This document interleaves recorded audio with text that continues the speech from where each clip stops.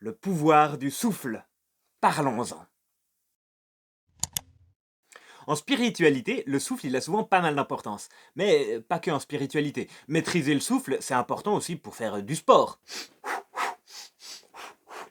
Maîtriser le souffle, c'est aussi important pour pouvoir se calmer quand on est un peu énervé. Et donc, par extension, maîtriser le souffle, c'est important pour chercher le calme. Donc, pour méditer. Donc, et pour la spiritualité. On se concentre sur le souffle pour se trouver soi-même, pour se connecter à soi-même. Pour le yoga, par exemple, la respiration, elle est donc super importante. Et dans la spiritualité chrétienne aussi. On la retrouve notamment dans les exercices spirituels d'Ignace de Loyola qui sont utilisés par tous les chrétiens, qu'ils soient catholiques ou évangéliques, même si souvent ils ne savent pas que ça vient d'Ignace de Loyola. Il y a un lien entre le souffle et le divin. Dans le souffle, on peut trouver Dieu. Rien que ça. Ouais, d'abord, comment ça fonctionne ton truc? Puis ensuite, comment on fait? Parlons-en. La première chose à savoir, c'est qu'il y a un souffle qui vient du fond des temps. Alors la Bible rapporte que ce souffle était là avant que le monde existe. C'est un souffle divin. Dieu habite aussi dans un souffle.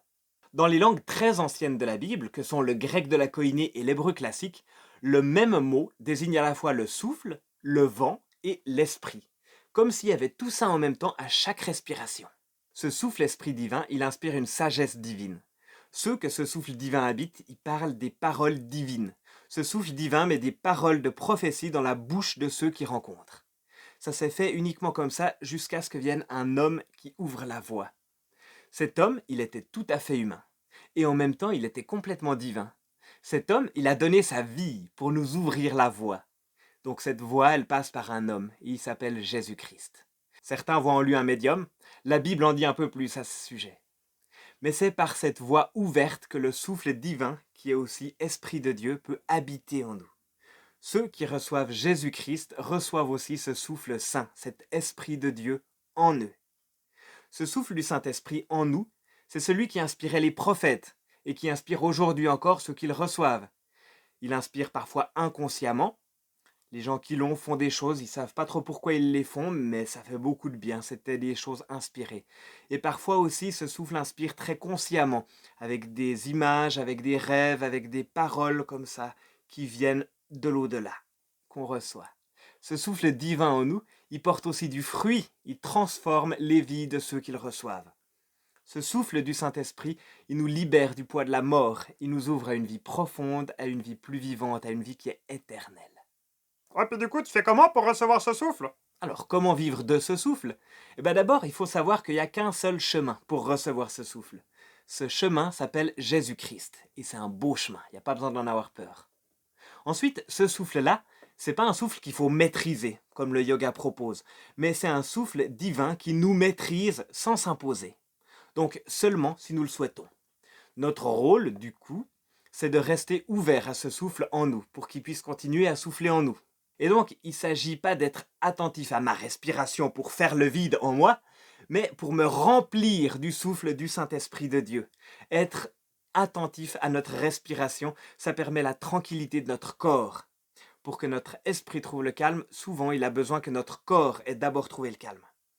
Et c'est dans le calme et la confiance qu'est notre force. Parce que c'est dans le calme et la confiance que ce souffle Esprit Saint, il peut librement souffler en nous. Être habité du souffle Esprit Saint de Dieu, ça nécessite donc une forme de méditation. Se tourner vers soi-même, pas pour se voir soi-même, mais pour voir Dieu qui vit en moi, pour que mon propre souffle Esprit se connecte au souffle Esprit Saint de Dieu qui vit en moi. Un peu comme si ma respiration et celle de Dieu n'en formaient plus qu'une. Alors, je suis entièrement tourné vers Dieu. Et en étant entièrement tourné vers Dieu, je suis en même temps tourné vers moi-même et vers le reste du monde. Cette méditation, on l'appelle aussi la prière. La prière, c'est pas des mots à dire ou bien afficher quelque part. La prière, c'est d'abord une posture de l'âme, une posture de mon esprit devant Dieu. Ma posture habitée par l'Esprit Saint qui souffle en moi. Alors, la puissance du souffle de Dieu peut me parler, me transformer et faire grandir en moi la vie. Et vous, c'est quoi le souffle qui vous habite?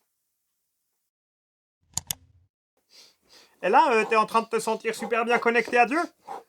Non, je maîtrise ma respiration, ça c'est parce que c'est bon pour la santé. Pour faire du sport, faut bien respirer. Voilà, c'était la méditation chrétienne du lundi. Si ça vous a plu, abonnez-vous, laissez un commentaire, un pouce bleu, partagez cette vidéo. Et nous, on se retrouve un de ces prochains lundis. À bientôt!